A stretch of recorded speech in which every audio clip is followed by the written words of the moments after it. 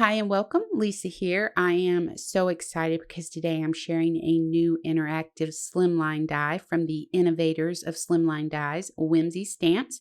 I'm going to be using a few other products as well throughout the video, and we'll talk about those as we're using them. And you can find all of this linked below. So here's a quick look at the new Slimline Scallop Peekaboo die. Now, for more details on this die, you can head over to the Whimsy Stamps YouTube channel and check out the product reveal video on that. To get started, I'm going to do some ink blending. I want to create an eerie night sky on the front of my panel here. Now, here's one thing I learned while I was doing this.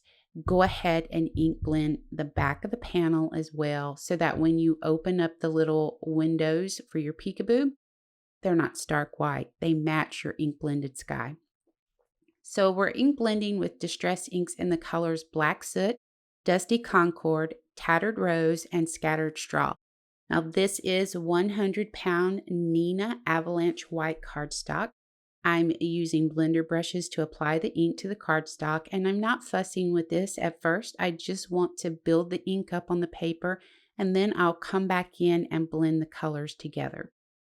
I think that's why some people become so aggravated with ink blending and other things when crafting.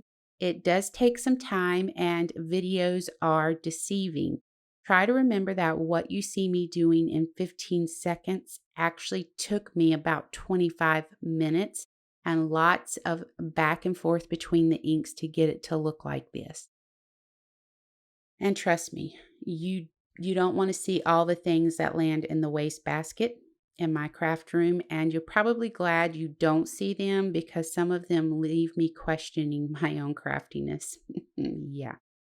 So both panels are done. I'm going to use this brush white pen to add some white splatters to the panels. Now I just squeeze the barrel of the pen to get the white ink flowing, and then I tap it on the side of my finger to create those splatters.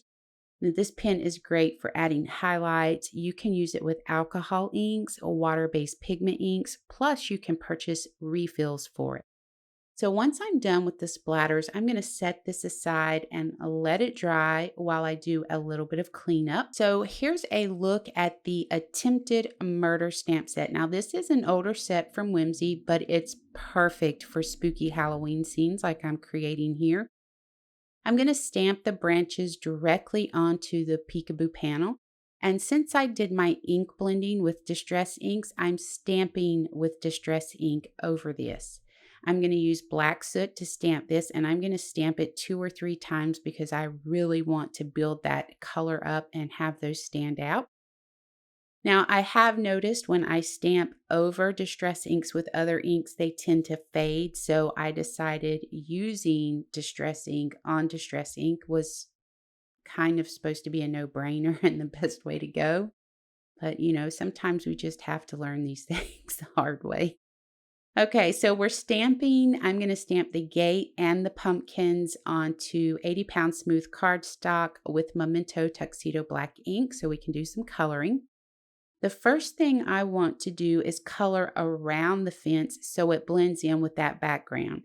I spent 25 minutes ink blending that background, so I don't want the stark white fence standing out like a sore thumb on it.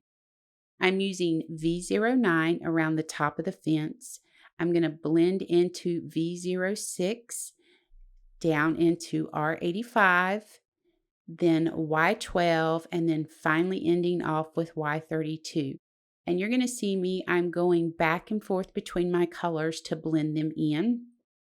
Also notice how I'm keeping the ink blended background handy. I want the colors to blend into the background, so I need to be mindful of where I'm laying the colors down around the fence.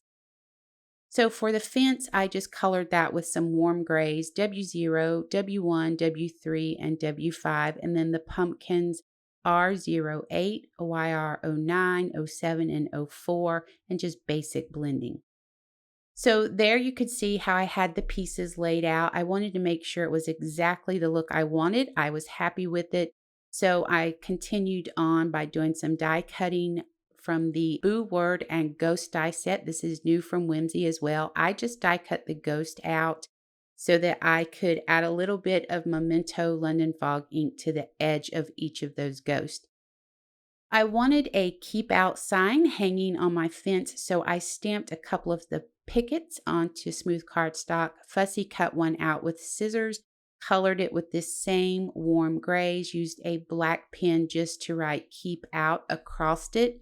And then we're going to go ahead and start adding all of this to the card and mounting it with mounting foam and adhesive strips. I did decide that I wanted to cut the fence so that the Peekaboo windows could open independently.